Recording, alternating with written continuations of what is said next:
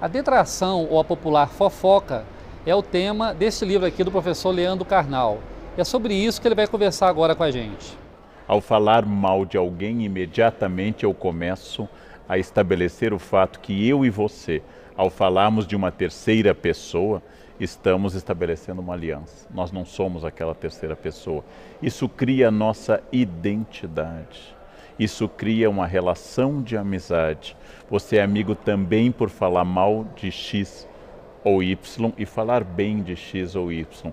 Eu fui uma vez a um programa e o apresentador começou dizendo isso, né? Que horror, né, professor, essas pessoas que falam mal dos outros. Eu disse exatamente, você ao falar dessas pessoas está fazendo detração, ou seja, você está se considerando melhor ou superior do que aqueles que falam mal dos outros. Professor Carnal, você acha que a internet, de certa forma, turbinou isso aí? Turbinou porque ela atomizou a possibilidade de todos se tornarem autores.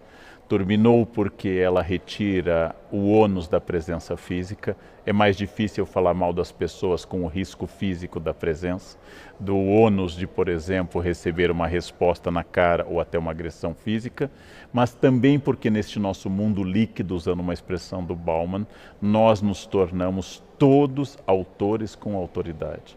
Por exemplo, no momento que eu abro uma conta no Facebook, automaticamente eu ganho um diploma de jurista especializado em Constituição, apto a emitir opinião sobre impeachment abalizada ao lado dos maiores constitucionalistas do Brasil, porque eu tenho conta no Face.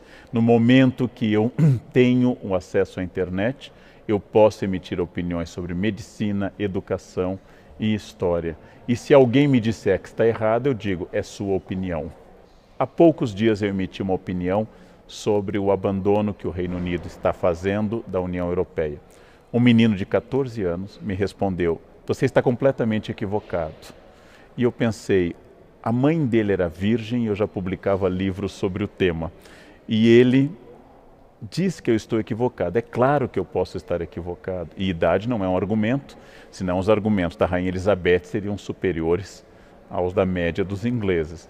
Porém, não passa um minuto pela cabeça deste menino que talvez alguém que estuda o tema há 30 anos, talvez possa ter uma autoridade no tema. Ou não passa pela cabeça dessa pessoa.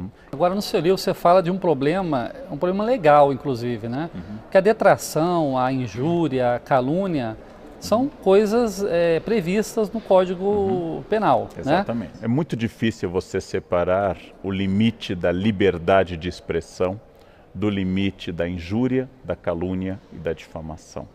Em nome da liberdade de expressão, a gente acha que pode dizer tudo sobre todos. Ora, as palavras ferem, as palavras podem reduzir as pessoas, as palavras podem atacar, as palavras podem representar, inclusive, diminuição de questões profissionais das pessoas. Logo, como eu dou o exemplo no livro, no caso da escola que foi caluniada, sendo escola acusada, base, né? um caso clássico em jornalismo, caluniada a partir da fantasia de uma criança e a partir do depoimento de outras pessoas, essa escola foi destruída, as pessoas foram destruídas, era absolutamente sem nenhum sentido aquilo que está sendo dito. Por isso, liberdade de expressão é garantida pela lei e é um dos grandes privilégios da nossa vida. Porém, saber que as palavras ferem e destroem é fundamental na responsabilidade da imprensa e de todo cidadão que fala em público ou que publica ou que comenta. Este cuidado nós temos que ter. Professor Carnal, falando um pouco da área da história, que é a sua área, né? Falar mal do opressor é uma forma de detração ou seria apenas uma arma do fraco contra o poderoso? As duas coisas, porque, como eu dou o exemplo no livro, a estátua do Pasquino, que fica do lado da Piazza Navona, onde o Brasil tem embaixada, bem perto da embaixada brasileira, ela tem uma boca redonda no qual os romanos há séculos colocavam ataques, ora aos papas, agora podia ser ao Berlusconi, a situação da Itália e assim por diante. O humor, a ironia popular, a charge, o veneno, é uma espécie de arma contra quem a gente não tem mais nenhum poder. Professor, o debate político de hoje é um poço de maledicências, né? O senhor acompanha isso muito bem. Sempre foi assim ou a gente está vivendo um momento excepcionalmente ruim? Ah, sempre foi assim. No século XIX, quando Dom João VI chegou, o príncipe ainda regente, não, Dom João VI, e colocou nas portas da Casas PR, Príncipe Real, os cariocas leram como ponha-se na rua. A detração política tem uma função. O problema, se ela é apenas o ataque, e o problema maior é dar mais atenção à vida pessoal do candidato do que às suas propostas. O candidato ser ou não ser casado, o candidato ser ou não ser um homem fiel, o candidato ser ou não ser hétero é absolutamente irrelevante em relação às propostas dele para a economia, para a diplomacia, para os blocos econômicos e Agora, assim esse é um por modelo diante. bem norte-americano que a gente segue. Na Europa isso não acontece, né, A professor? Europa menos interesse na vida pessoal. Nos Estados Unidos, a cultura da democracia midiática tornou a vida pessoal mais importante. O candidato deve necessária e obrigatoriamente ir para a convenção do partido com a sua esposa, de preferência com 2 filhas, esse é o ideal. Se forem loirinhas, melhor ainda. E ele deve agradecer a Deus, logo em seguida a companheira que o acompanha há décadas, que é a sua esposa, beijá-la, não de forma erótica, mas de forma apaixonada, e passar a mão na cabeça das filhas. Ele deve dizer que família é tudo, então ele é livre para dizer suas ideias políticas. É quase que a carteira apresentada para ele poder ingressar na política, não? Agora, essa detração em voga na política brasileira, parece que, de certa forma, ela contaminou a sociedade, né? Essa história do Fla-Flu, como é que você analisa a forma como as pessoas se tratam hoje? Pessoas que têm diferença política e se tratam sempre de forma detratando um ao outro, caluniando um ao outro. Nós sempre fomos detratores, essa é uma característica. Ulisses Guimarães chamou a junta militar de 1969 de os 3 patetas. Não era uma análise política, não era uma referência ao Moe, ao Larry, ao Joe, como uma tentativa de estabelecer uma proximidade com essas personagens. Porém, a detração é uma questão e é uma questão importante. A outra é o debate de Fla-Flu, nós e os outros, a adjetivação estúpida que tomou conta, porque ela não faz avançar o debate político. Na medida em que cada lado apenas adjetiva, cada lado apenas diz você é o mal e eu sou o bem, nós não temos um acordo político. Nós temos no Brasil desconfiança de 2 instrumentos.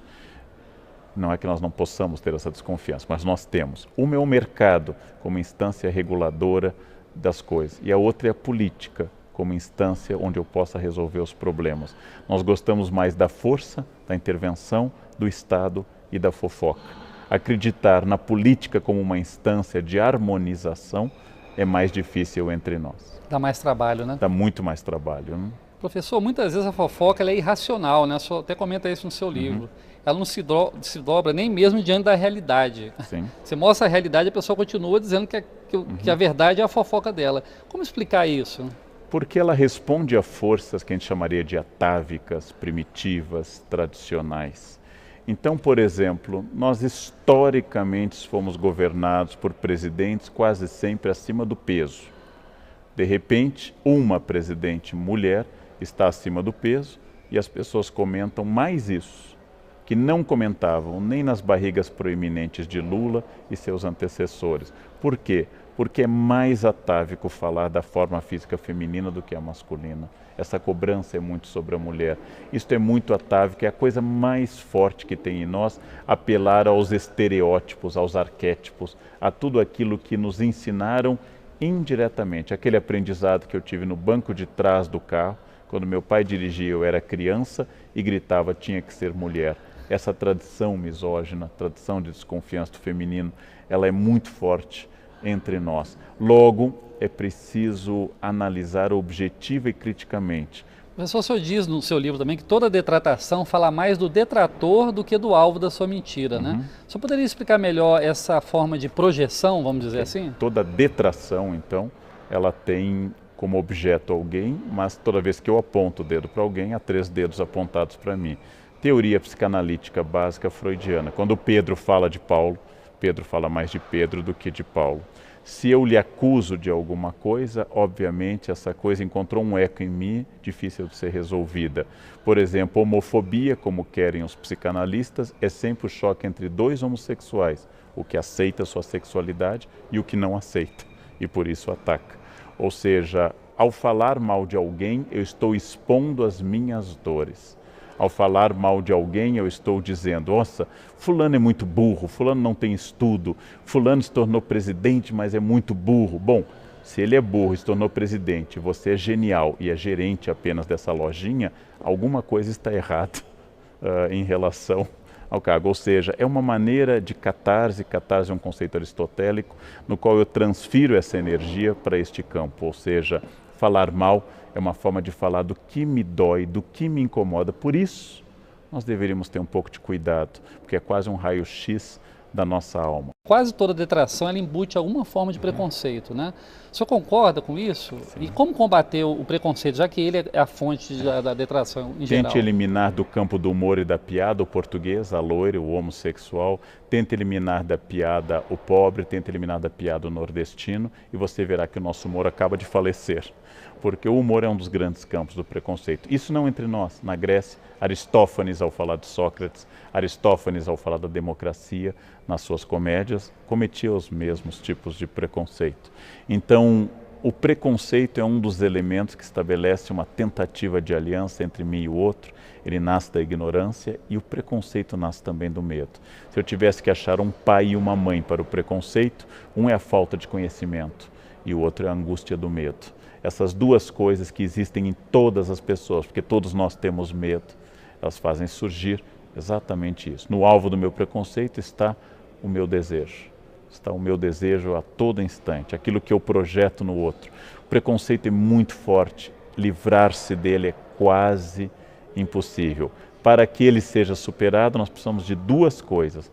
Uma é a educação, que é o consenso, e a outra é a coerção, que é a lei. Eu acredito em campanhas e debates sobre, por exemplo, a presença do negro na sociedade brasileira fundamental e também acredito que nós precisamos continuar, que o racismo seja crime inafiançável. A junção dessas duas coisas faz com que as pessoas comecem a abandonar a barbárie do racismo. É preciso haver educação sobre o trato com as mulheres, que transforme as pessoas, e é preciso haver Lei Maria da Penha. Essas duas coisas podem resolver a médio e longo prazo. Imediatamente, não, porque nós somos formados por uma sociedade preconceituosa. Não, porque o senhor falou no livro que a criança tem humor, ri e não é um humor preconceituoso, né? Exatamente. Marcou muito essa frase do senhor no seu livro. Professor, muito obrigado pela entrevista à TV Câmara, agradeço, um prazer. programa Casa das Palavras, e sucesso aí no seu livro. Obrigado.